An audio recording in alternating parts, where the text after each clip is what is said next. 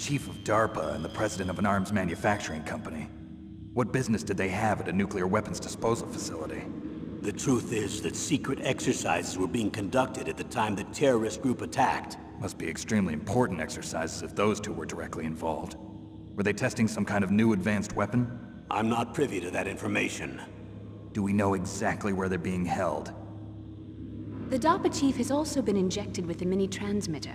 As you get closer, you should be able to pick up his location on your radar.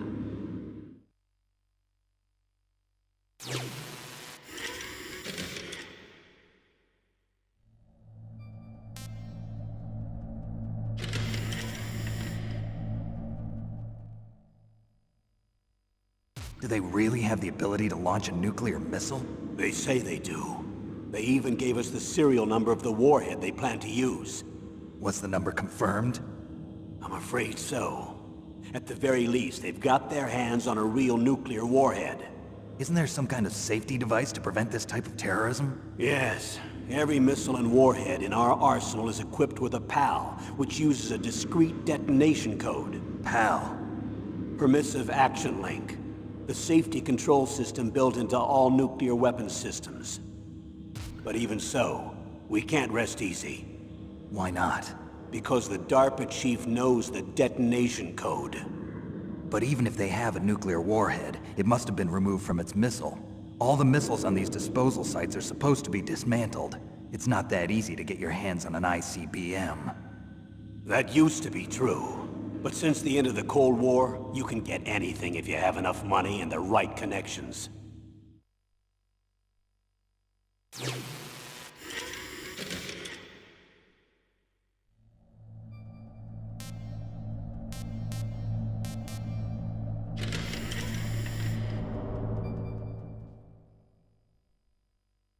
How well armed are these terrorists? I know there was an exercise going on at the time they revolted. They're heavily armed, I'm afraid. What about their battle experience? The 6 members of Foxhound in charge are all hardened veterans. They're tough enough to eat nails and ask for seconds. I wouldn't expect anything less from Foxhound. The others are next-generation special forces. They're not your average grunts either.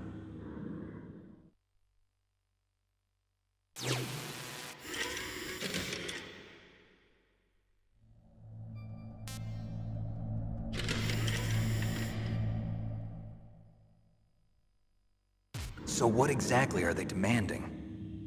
A person's remains. Remains? That's right. To be more accurate, cell specimens which contain the individual's genomic information. Cell specimens? Why would they want that? The terrorists need them. You see, these next-generation special forces have been strengthened through gene therapy. Strengthened? You've heard of the Human Genome Project. They've been mapping the human genome, and they're nearly finished. Following up on this research, the military has been working towards identifying those genes which are responsible for making effective soldiers. There are genes that do that? Yes. And using gene therapy, they're able to transplant those genes into regular soldiers. Gene therapy? I'll explain this part. With gene therapy, we can remove those genes which we know may lead to sickness or disease, and at the same time splice in genes with beneficial effects, such as resistance to cancer, for example. In other words, we can overcome all sorts of genetic diseases, and at the same time add genetic characteristics as desired. Okay. And so if you knew what genes were responsible for making the perfect soldier, you could implant them in the same way, right? Yes, we could. But it all depends on being able to isolate and identify those soldier genes. And in order to do that, it's helpful if you can study the genomic information of one of the greatest soldiers ever.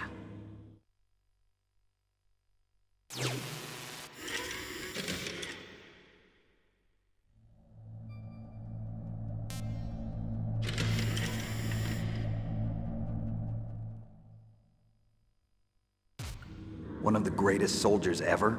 The man they call the greatest warrior of the 20th century. You don't mean Big Boss. That's right. We've been working feverishly to identify the genes responsible for his incredible combat skill. So far, we've discovered about 60 of the so-called soldier genes. So his body was recovered after all. Yes. and his cells have remained frozen in a cryo chamber. His genomic information is a priceless treasure to mankind. Priceless to the military, perhaps. His body was burned severely, but it was possible to restore his DNA profile from just a single strand of his hair. You people are amazing. And then you're gonna transplant those genes into soldiers? Yes. We'll use a process that I discovered called gene targeting. The strongest soldiers don't become what they are by acquiring their skills through training or experience. We now know that hereditary factors are far more crucial for creating superior soldiers. Snake, we can't give them his body. It's potentially more dangerous than all the nuclear warheads on that island put together. I hear the terrorists are calling themselves the Sons of Big Boss. The Sons of Big Boss?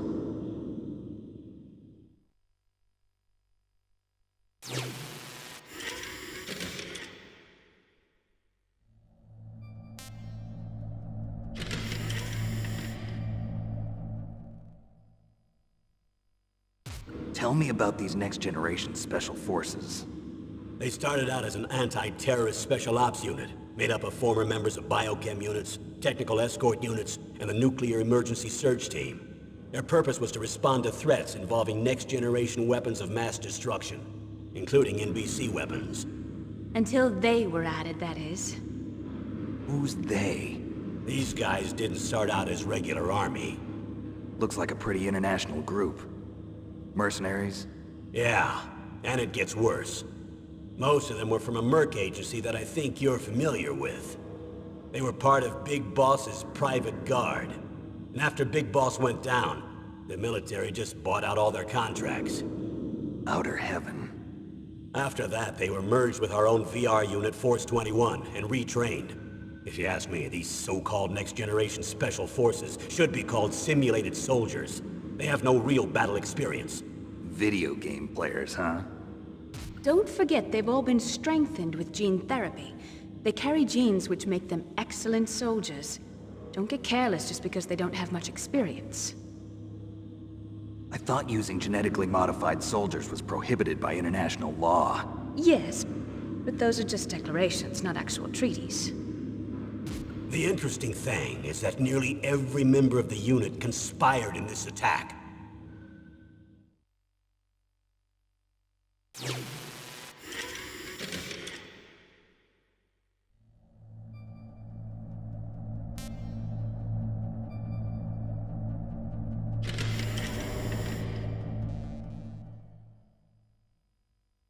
How could an entire unit be subverted to rebellion? They're calling it a revolution. Since they all went through the same gene therapy, they probably felt closer than brothers. They see the unit as their only family.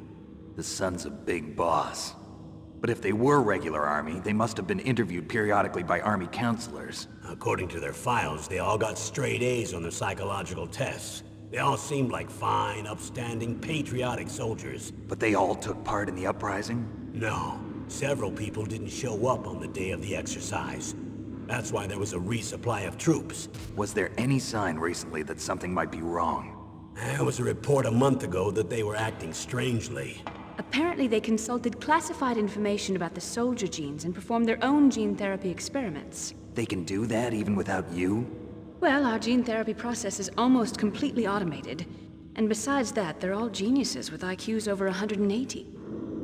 Even the existence of this genome army is a national secret of the highest order. We've been hoping to investigate this thing quietly and deal with it behind closed doors.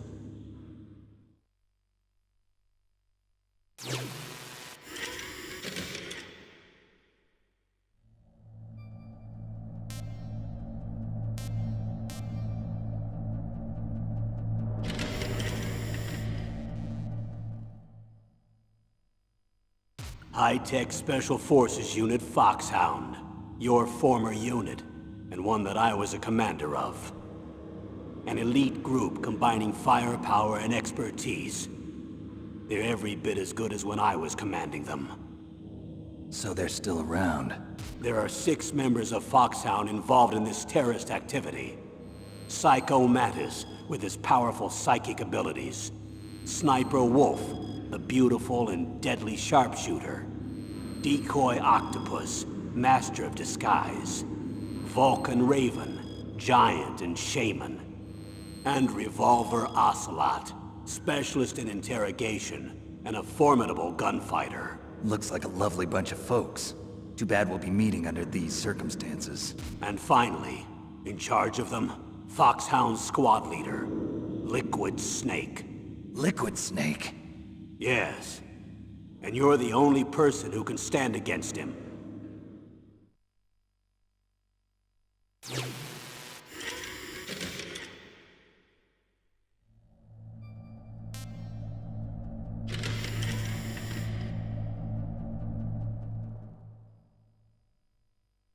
Liquid Snake. Liquid Snake. The man with the same codename as you. Tell me what you know. He fought in the Gulf War as a teenager, the youngest person in the SAS. His job was to track down and destroy mobile Scud missile launching platforms. You were there too, I believe. Didn't you infiltrate Western Iraq with a platoon of Green Berets? I was just a kid myself back then. The details are classified, but it seems that originally he penetrated the Middle East as a sleeper for the SIS. He was a spy for the British Secret Intelligence Service? But he never once showed his face in Century House. He was taken prisoner in Iraq, and after that there was no trace of him for several years. After you retired, he was rescued and became a member of Foxhound. I thought that by the time I left, they were no longer using codenames. I don't know his real name. That information is so highly classified that even I can't look at it. Here's a photo of him. Pretty shocking, huh? His skin tone is different, but otherwise you two are exact duplicates. I have a twin? I don't know the details, but it seems so. That's why we really need you for this mission. You're the only one who can beat him. Now that I've met you, I know. You've got something that he doesn't. I can see it in your eyes. Why don't I find that thought more comforting?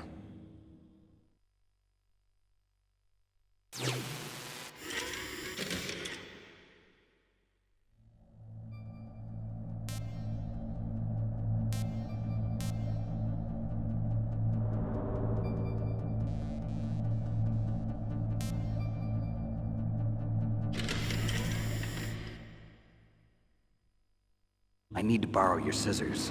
What are you going to do? Don't worry, just gonna clean myself up a little. Huh? I don't want to be mistaken for the leader of the terrorists.